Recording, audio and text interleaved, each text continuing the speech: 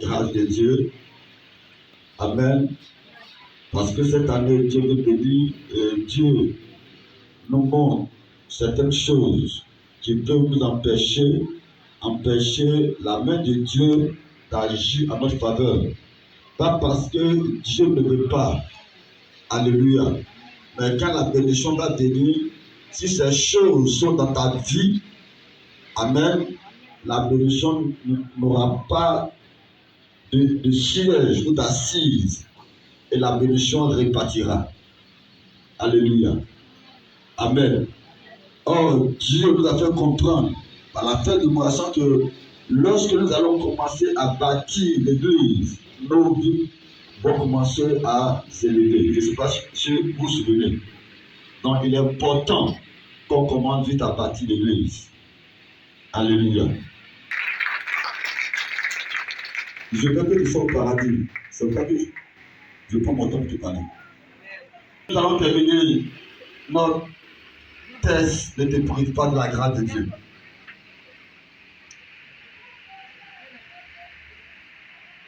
Matthieu 25, verset 24. On va aller rapidement.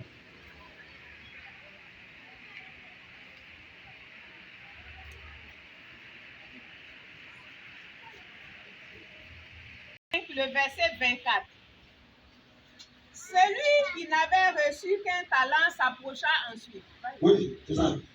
Et il dit, Seigneur, je savais que tu es un homme dur, qui moissonne où tu n'as pas semé et qui amasse où tu n'as pas vanné. J'ai eu peur et je suis allé cacher ton talent dans la terre. Voici, prends ce qui est à toi. Son maître lui répondit, serviteur méchant et paresseux, tu savais que je moissonne où je n'ai pas semé et que j'amasse où je n'ai pas vanné. Il te fallait donc remettre mon argent au banquier et à mon retour, j'aurais retiré ce qui est à moi avec un intérêt. 28. Ôtez-lui donc le talent et donnez-le à celui qui a les 10 talents. Car on donnera à celui qui a et il sera dans l'abondance, mais à celui qui n'a pas, on ôtera même ce qu'il a. Et le serviteur inutile, jetez-le dans les ténèbres du dehors, où il y aura des pleurs et des grincements dedans. Amen. Donc nous sommes en train de voir certaines choses que nous faisons, que certainement nous ne considérons pas. Nous ne pensons pas que ça peut nous priver de la grâce de Dieu. Pas ce dimanche. Dimanche passé, on a vu l'environnement. Amen. On a vu les amis avec qui nous marchons, nous confions. Et nous disons que quand tu te confies à quelqu'un, la personne à qui tu confies là, l'esprit qui est en lui là, en même temps, tu confies ton problème à l'esprit qui est en lui. Donc, si c'est un esprit de destruction qui suit la personne, automatiquement, tu as confié ton problème à un esprit de destruction. Raison pour laquelle beaucoup de chrétiens, leur vie n'avance pas. Parce que quand ils ont problème, au lieu d'aller voir un chrétien ou une chrétienne, ils vont demander conseil au dehors. Or, la personne de dehors, l'esprit qui est en lui là, c'est l'esprit diabolique, c'est l'esprit du diable. Donc, tu t'en vas te confier, comme surtout nos mamans chrétiennes. Quand ça ne va pas, c'est à leurs camarades pareils, à leurs camarades qui ne sont même pas mariés, qui ont des maîtresses, et c'est ça non? Non, elles ont des maîtres. Voilà, qui ont des maîtres, c'est à elles. Toi, tu es chrétienne, et puis tu te confies à quelqu'un qui n'est pas marié. Amen. Donc, tu t'as tissé alliance avec un esprit célibataire. C'est-à-dire que toi-même, tu veux briser ton foyer. Donc, l'environnement est quelque chose de très important. Si tu ne maîtrises pas ton environnement, tu seras privé de la grâce de Dieu. Et on a parlé de plusieurs choses concernant l'environnement. Mais j'insiste là-dessus parce que beaucoup de personnes ont été privées de la grâce de Dieu à cause du mauvais environnement. Beaucoup ne peuvent pas confier avec leurs amis du dehors. C'est vrai, il est chrétien. On n'a pas dit de ne pas avoir des camarades. Mais tu dois plus te confier à eux. Parce que l'esprit qui habite en eux, ce n'est pas le même esprit qui habite en toi. Donc, en te confiant à ces personnes-là, tu te confies aux démons qui les gèrent, aux esprits qui les gèrent. Donc, vous qui partez vous asseoir au marché avec vos amis païens, pour boire, pour parler, ce que tu es en train de dire là, tu es en train de dire des problèmes aux démons. Donc, ne sois pas surpris que ta vie n'avance pas. Amen. Ne sois pas surpris. Parce que la personne à qui tu confies là, peut-être c'est une personne qui ne respecte pas ses parents, on l'a maudit. Donc, malédiction, merci, l'esprit de malédiction même le suit, est à côté de lui. Et chaque fois, ça l'esprit de malédiction, tu t'as te confier. Donc, c'est normal que des malheurs arrivent.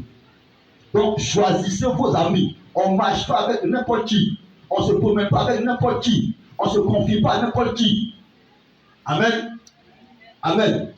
Et ça, veille là-dessus.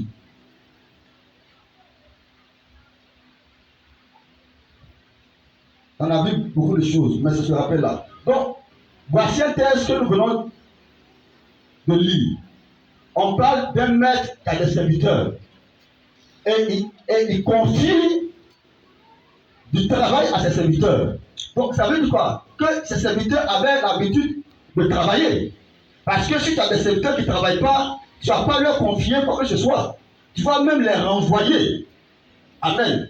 Donc, la Bible dit, le maître confie du travail à ses serviteurs.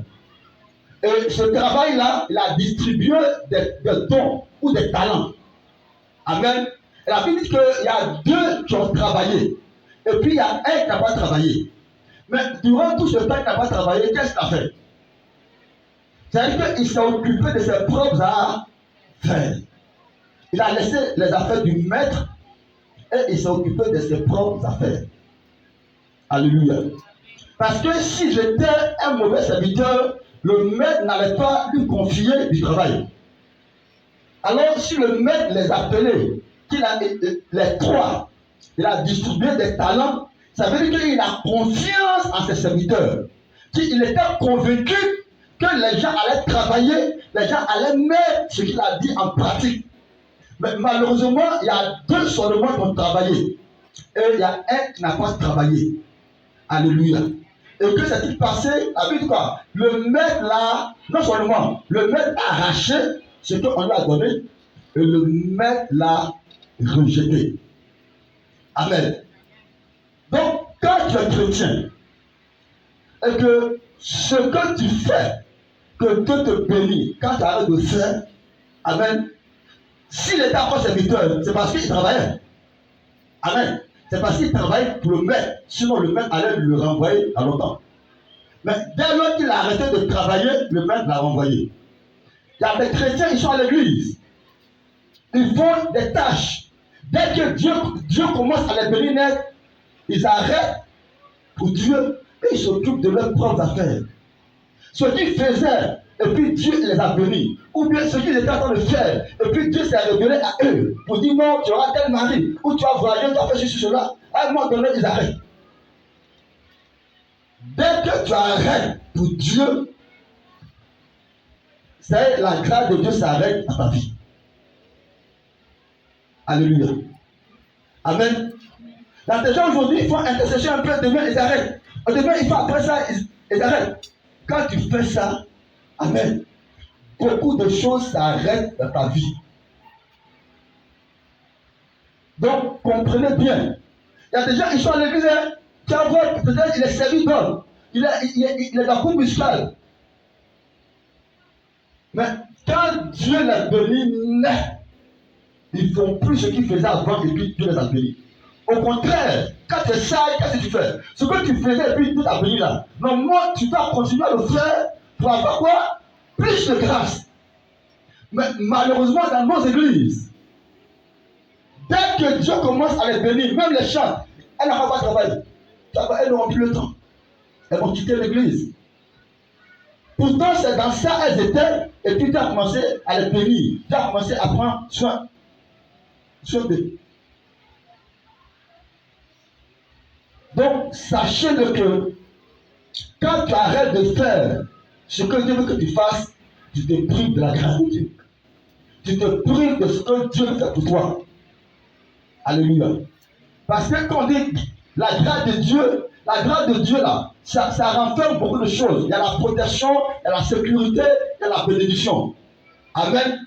Mais à cause du sang de Jésus, la protection, la scène à qui?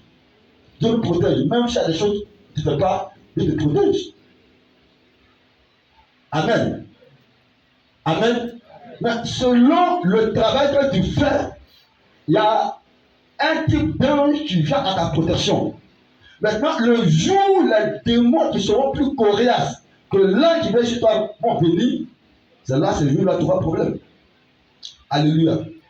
Donc, sachez que Dieu nous aime, que Dieu a confié des talents. Il y a non seulement ici qui étaient dans l'intercession, chaud. Dieu leur a révélé des choses. Quand Dieu a commencé à les bénir, ils n'ont plus fait. Et beaucoup ont été dispersés, parachevés. Frères et sœurs, ce que Dieu t'a dit de faire, ce que tu fais et que Dieu te bénit là, il ne faut pas arrêter. Il faut t'arranger pour avoir le temps pour le faire chaque fois. Ne laisse pas le diable te mentir, ne laisse pas le diable te trahir. Ce que tu faisais, et puis Dieu t'a révélé, Dieu t'a montré des songes, où tu étais dans la voiture, où tu voyageais, où tu faisais ceci, cela. Dieu veut que tu continues dedans pour que ces choses se réalisent. Si tu arrêtes, ces choses ne vont pas se réaliser.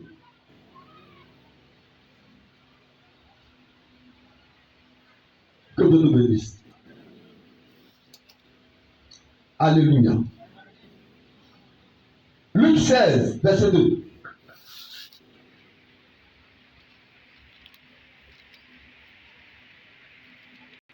Luc 16, verset 2. Il l'appela et lui dit, qu'est-ce que j'entends dire de toi? Qu'est-ce que j'entends dire de toi? Rends compte de ton administration. Quoi? Rends compte Voilà. de ton administration. Rends-moi compte de ton administration. Car tu ne pourras plus administrer mes biens. L'économe dit en lui. Amen. On va s'arrêter là. Par rapport à notre bénédiction, toutes les paraboles que Jésus donne là, ce sont des clés de bénédiction. Ici, on dit, il y a un homme riche vient et il appelle l'administrateur pour dire, rends-moi compte de ton administration. Parce que j'ai entendu que tu gères mal ce que je t'ai donné. La mauvaise gestion des choses de Dieu nous prive de la grâce de Dieu. Alléluia. Quand tu gères mal les choses de Dieu, même quand tu gères mal ce que Dieu t'a confié, même à la maison, même quand tu gères mal ton foyer, tu es privé de la grâce de Dieu. Même les finances que Dieu t'a données, si tu les gères mal, Dieu coupe la source. Donc la mauvaise gestion, le chrétien, ta mauvaise gestion des choses va te priver de la grâce de Dieu. On t'a embauché dans une entreprise, c'est toi qui vas toujours en retard. On te donne travail, c'est toi qui ne fais pas. C'est toi toujours, tu as des excuses avec ton patron. Non, patron, c'est-à-dire que non, mon fils était malade, non, ma fille avait ceci, non, j'étais au funérailles. Toi, le chrétien. Il y a des chrétiens même qui s'associent des entreprises pour voler le patron. Ta mauvaise gestion va te priver de la grâce de Dieu. Et quand on parle de grâce de Dieu, c'est renfermé de beaucoup de choses. La version de Dieu.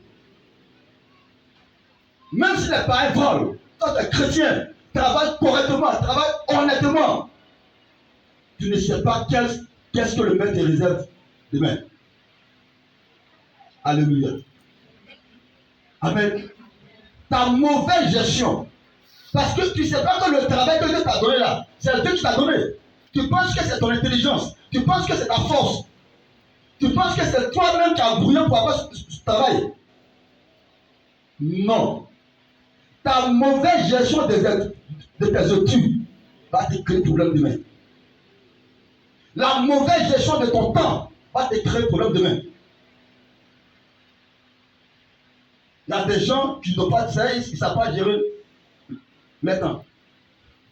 Ça, ils n'ont aucune notion de temps. Il va se lever le matin, il n'a rien à faire, il va jouer au damier. Il ne cherche pas à réfléchir. Qu'est-ce qu'il doit faire pour avoir l'argent? Qu'est-ce qu'il doit faire pour les enfants qu'il a mis au monde? Non. La mauvaise gestion. Que ce soit à l'église, que ce soit les choses de Dieu, que ce soit en dehors des choses de Dieu, que ce soit dans l'entreprise que tu travailles. Il y a des crédits qui travaillent, ils peuvent signer 10 dossiers aujourd'hui, mais il va signer 3, et puis laisse les autres. Pourtant, les gens ont besoin de leur dossier pour faire quelque chose. Toi, le chrétien, tu les rétales. Tu les rétales. Pourtant, tu peux signer les 10 dossiers le même jour. Et comme Dieu a mal fait de te positionner à un poste élevé, donc tu deviens patron, tu vas à l'heure quand tu veux, tu signes les dossiers quand tu veux. Pourtant, les gens ont besoin de leur dossier pour des choses importantes. Et à cause de toi, ils sont bloqués. À cause de toi, ils sont en train de souffrir. Tu seras privé de la grâce de Dieu. La mauvaise gestion. Dieu te rendra compte un matin. Va te dire, rends-moi compte de ton administration. Même si c'est tes propres affaires, comment tu gères tes ouvriers? Comment tu gères ceux qui travaillent avec toi? Ta mauvaise gestion. La mauvaise gestion de ton foyer. La mauvaise gestion de tes enfants. Va te priver de la grâce. Va te priver de la grâce de Dieu. Et de rends-moi compte de ton administration. Qu'est-ce que j'ai entendu de toi?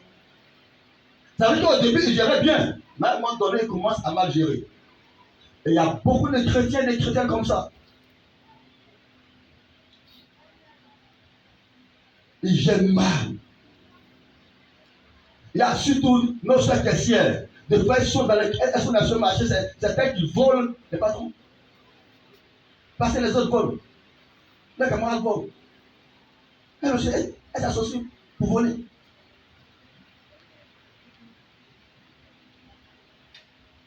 Alléluia. La Bible dit que Lot vivait parmi les méchants, mais Lot n'a pas changé. Lot vivait une bonne vie.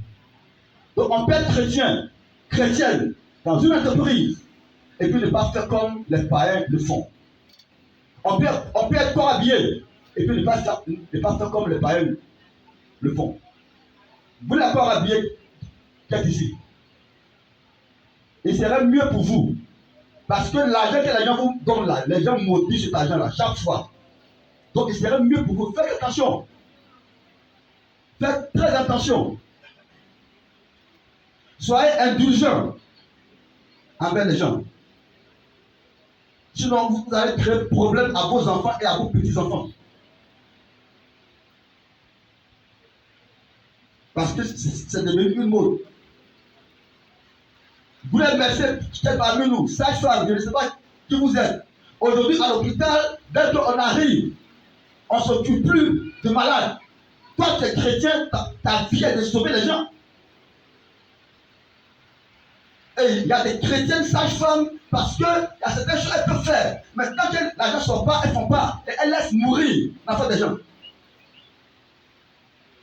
Pourtant, tu as pleuré pour que Dieu te mette sage-femme. Tu as pleuré pour être médecin. Aujourd'hui, comme tu as un niveau comme tes amis le font, donc toi aussi tu laisses mourir les gens.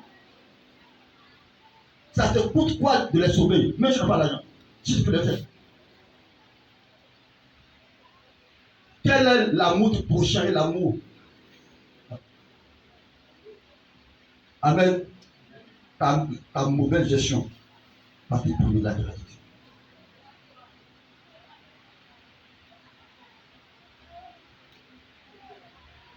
Alléluia. Aujourd'hui, dans tous les services, surtout nos frères chrétiens qui sont comment dire même, dans les postes financiers, ils sont pires que les païens. Ils pensent qu'ils sont en train de s'enrichir. Ils sont en train de s'appauvrir. La Bible dit une richesse mal acquise, c'est quoi? Une richesse mal acquise, c'est quoi? Lisez la Bible. Ne profitant Point. Ça veut dire quoi? C'est-à-dire que quand tu travailles, tu es chrétien, tu voles. Normalement, c'est à partir de 60 ans, 65 ans, qu'on doit bien vivre. N'est-ce pas? Et puis tu meurs. Ou bien tout disparaît. Parce que ta richesse a été mal acquise. Non seulement tes enfants vont prendre pour aller fumer drogue. Ou bien vont prendre pour aller faire la prostitution. Et puis tout va sur. Vaut mieux, si tu es chrétien là, on dit qu'on nous sommes en alliance avec Dieu. Il faut que vous compreniez ça. Que nous sommes en alliance avec Dieu. Et que l'alliance là a des clauses. Quand on est en alliance avec le diable là, il y a des clauses. Et les gens du monde respectent leur alliance. Amen. On m'a envoyé une vidéo d'une sœur pareille. Tellement que ses amis brillent. Elle aussi, elle veut briller. Elle dit qu'elle est prête à faire tout ce qu'elle veut faire. On l'a envoyé chez le marabout. Ils ont envoyé Miura. On dit, la personne, tu vas sortir dedans là. Plutôt que tu ta main là, pour piquer dedans. Tu es prêt? Elle dit oui. Le marabout fait ses simagons jusqu'à sa main qui sort. Ça porte même. Maman. Elle a été obligée de prendre. Il a tué sa propre mère. Je dis oui, oui. C'est ce qu'il a dit sur le livre. Elle savait que sa maman était mourir. Elle savait que c'est elle. Pourquoi elle fait comme les autres? Amen. Et comme l'alliance est renouvelée, donc il fallait renouveler l'alliance. Maintenant, il fallait donner quelqu'un d'autre. Elle dit cette fois-ci-là, elle veut faire elle-même. Elle a refusé. On dit bon, tu vas mourir. Amen. Donc elle se confesse. Alléluia. Donc faites très attention. En voulant être comme les autres là, vous allez mal gérer. En tant que chrétien. Et ça va vous détruire. Même si ça ne vous détruit pas à votre vivant, ça va détruire vos enfants. Salomon, il a été riche, prospère. À un moment donné, il a mal géré les choses de Dieu. Dieu a dit, je ne vais pas te détruire à cause de ton père David, parce qu'il a été fidèle. Mais comme j'ai fait alliance avec David, mais toi, tes enfants, je vais les détruire. J'ai choisi un seulement de nous. Alléluia. Donc, vous qui travaillez là, ce que vous faites enfant des gens là, sachez que vous avez aussi des enfants. Sachez que vous avez des cousins et des nièces. Amen. Qu'un jour ils seront dans le même problème. Jacob a doublé son frère Esaü combien de fois? Combien de fois? Une fois. Lui, on l'a doublé combien de fois? Combien de fois? 10 fois. Amen. Donc aujourd'hui, quand peut-être tu es sage-femme, ou bien tu es docteur, et qu'on envoie un malade, tu dis non, t'inquiète, c'est pas ça là, toi, t'as pas fait là. Ça, c'est une fois. Mais toi, peut-être, vous faites ça à 10 des parents, et les 10 vont mourir. Toi, tu as tué un, mais toi, 10. Donc faites attention, en tant que chrétien, aux actes opposés, à la gestion des choses. Que ce soit à l'église, ou au service, ou au dehors. Ce que Dieu vous donne à gérer, gérez bien, ne faites pas du tort aux gens. Vous les instituteurs, institutrices, maintenant, les gens n'enseignent plus. Toi, tu es chrétien, tu rentres dans ça. Tu vas, tu t'assois là parce que le salaire, il va beaucoup. Et tu n'enseignes pas avant des gens. Quand il s'agit de venir payer dîme, tu cours, tu viens payer dîme parce que tu vas te bénir. Quand il s'agit de faire offrande, tu cours, tu fais offrande parce que tu penses à tes intérêts. Mais enfant des gens t'as confié là, tu ne les enseignes pas bien. Amen. Parce que le salaire n'est pas beaucoup. On t'a obligé. Amen. Amen. Est-ce que quelqu'un m'a obligé à être pasteur? Le peu que je trouve, je prends. Amen. Amen. Amen. Amen. Donc, si tu veux bien faire, il faut bien faire.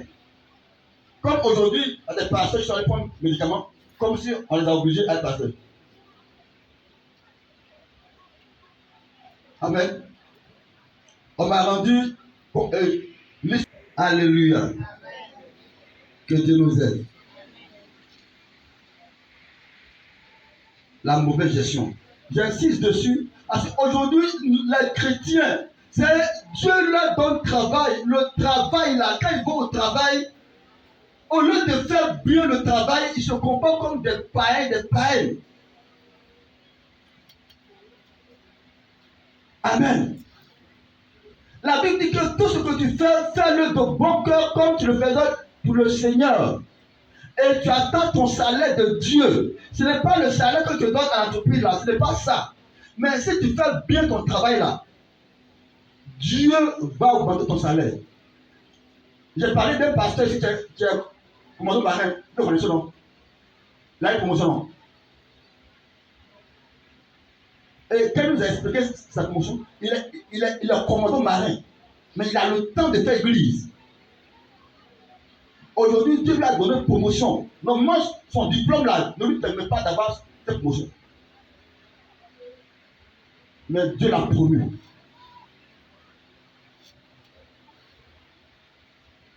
Alléluia. Donc, ce que tu fais là, c'est Dieu qui va te récompenser. Tu ne sais pas où l'argent là est, où Dieu passera. Mais toi, fais-le bien. Amen. Tu travailles dans une entreprise, travaille bien. Tu vas travailler comme les païens. Toi, fais ce qui est bon, juste, droit devant Dieu. Tes employés, traite-les bien. Amen. En le faisant, c'est à Dieu que tu fais. Et demain, Dieu va bien faire pour toi.